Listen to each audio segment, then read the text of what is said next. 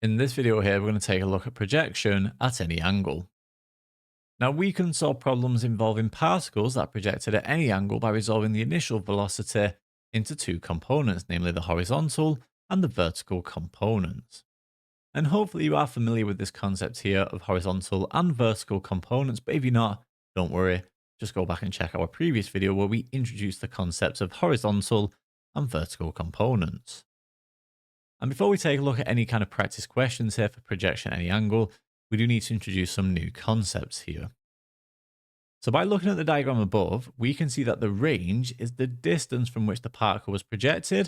So that's this point here. This is where we project the particle to the point where it strikes the horizontal plane. So that would be this point here where it lands, right? So this horizontal distance here, this is what we call the range. Okay. And moving on then, the time that the particle takes to move from the point of projection, so again, this point here, to the point where it strikes the horizontal plane, this is called the time of flight. So the time that it takes then to be projected from this point here to the point where it lands and strikes the plane here, that is what we call the time of flight. And hopefully then you can see how these two concepts here are linked. And finally then, a particle reaches its point of greatest height when the vertical component of its velocity is equal to 0. So this point here then, this is the point of greatest height for this diagram here. Okay. And this happens then, as we can see here, when the vertical component of its velocity is equal to 0. So please do make a note here of these three concepts. We will use this for this video here. And we'll also see this in a little bit more detail within the next video on projectile motion formulae. Okay. So there we have it. That gives us our introduction here to projection at any angle. Let's just take a look now at one practice question. So let's just take a look then at this one practice question here for projection at any angle. So for this question, then we're told that a particle P is projected from a point O on a horizontal plane with speed of 20 meters per second and with an angle of elevation of 45 degrees. After projection, the particle moves freely under gravity until it strikes the plane at the point A. So before we read any further here, what I am going to quickly do is just draw a diagram.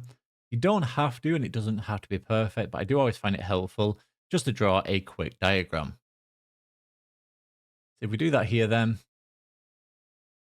we get something that looks, say, like this. Clearly this should just be a straight line, but you get the idea. This is the point of projection, which they label as O. The point O here. We've got the speed of 20 meters per second here and an angle of elevation of 45 degrees. So altogether then, let's say that's my speed here. That's 20 meters per second. We will have the path of the projectile. Will look, say, something like this here. Clearly it should look a little bit better than that, but you get the idea. And the angle of elevation here is 45 degrees. Okay. So what we can do here then is split this into components. Okay. We'll have the horizontal component here. We'll have a vertical component as well. Okay. So using trigonometry here then, what I can see is my horizontal component then will be 20 cos of 45 degrees. This angle here is 45 degrees, right? We get 20 cos 45 degrees. And now for the vertical component here then, this would simply be 20 sine of 45 degrees. Okay. Like so there. Okay. So for part A then, to find the greatest height above the plane for the particle P, because that's what we want to find here, then that would be this point, let's say here. And to find that point, what we're going to do here is resolve vertically. Okay. So for part A then, let's resolve vertically here, taking upwards as positive. So if we resolve vertically here then, taking upwards as positive here, what do we get then? So the displacement here is what we're looking to find, right? We're looking to find S. So S, we'll leave that blank. Or we'll put a question mark there, I should say, because that's what we want to find. For U then, so my initial velocity then, well, that would be my vertical component here, right? That's the initial velocity. In the vertical sense, that's 20 sine of 45 degrees. So 20 sine of 45 degrees. For v then, so when the particle reaches the greatest height, you should be aware that v is equal to 0. And then for acceleration here, a, well, if we took upwards as positive, don't forget here that acceleration will be acting downwards here due to gravity. So a is equal to minus g here, or minus 9.8. Okay, like so there. So based on what we've got here then, what we're going to use, then v squared, so we'll use v squared is equal to u squared plus 2as here.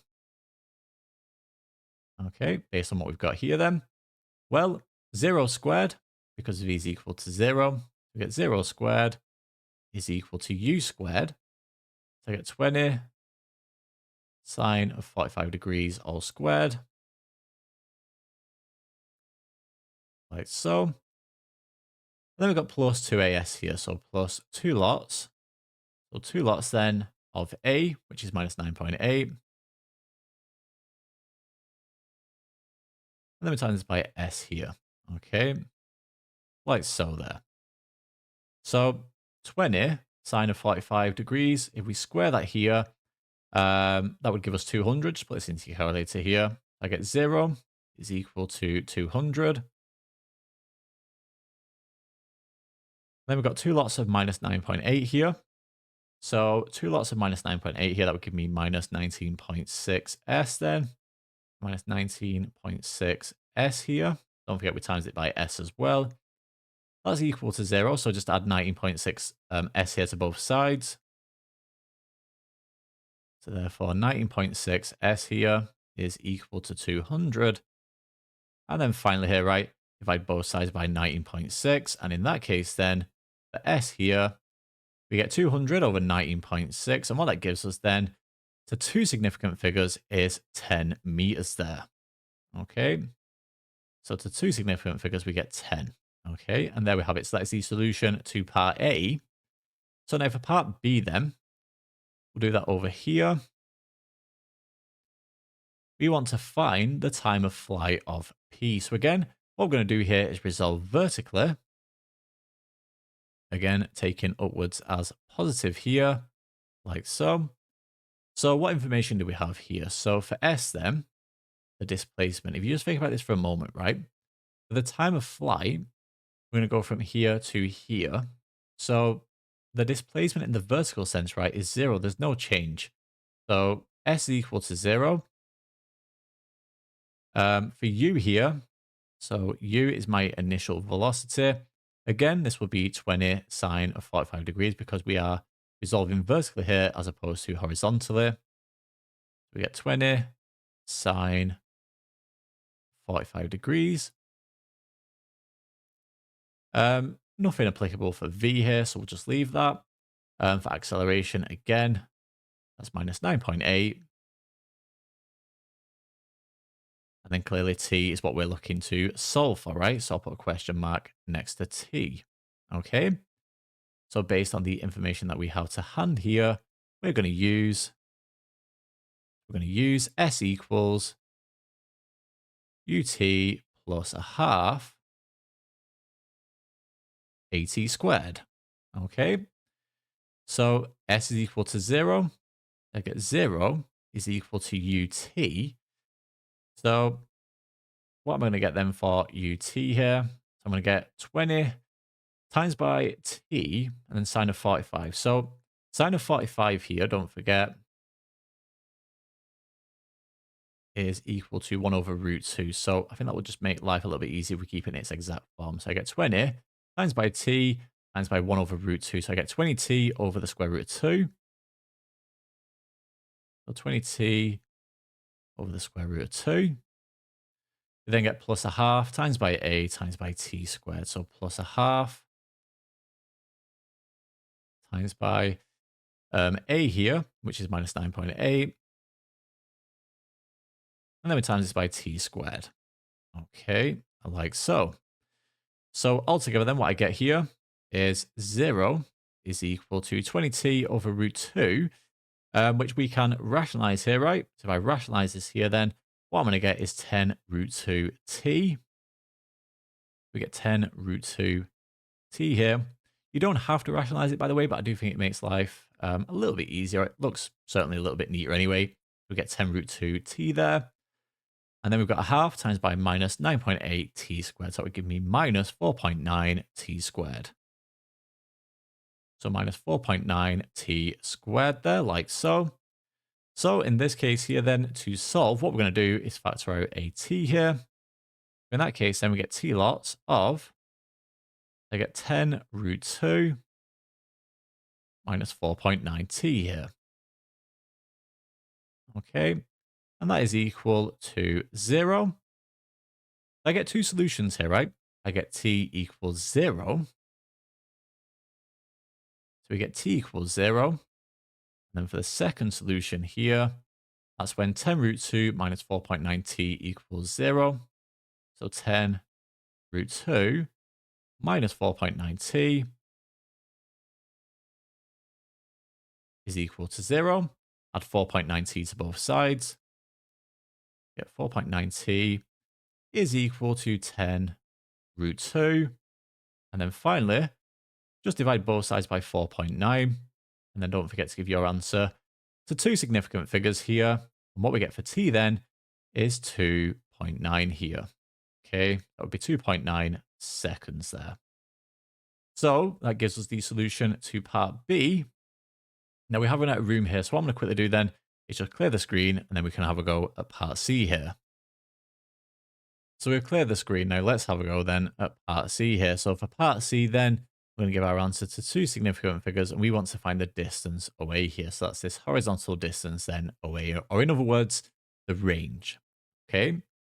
So to find the distance away here, so this is for part C then, what we're going to do here is resolve horizontally. Okay. Let's resolve horizontally here, taken to the right as positive. Now, don't forget then, when we resolve horizontally here, we know that the acceleration is equal to 0. So in that case then, we can use s equals vt here. Okay. Nice and straightforward then. So s is what we're looking to find. We want the distance, so the displacement. So s, I'll put a question mark next to. So for v then, that is my horizontal component here, right? So it's going to be 20 cos of 45 degrees. So 20 cos of 45 degrees. And then finally for t here, that was our answer from part B, where we had t equals 2.9.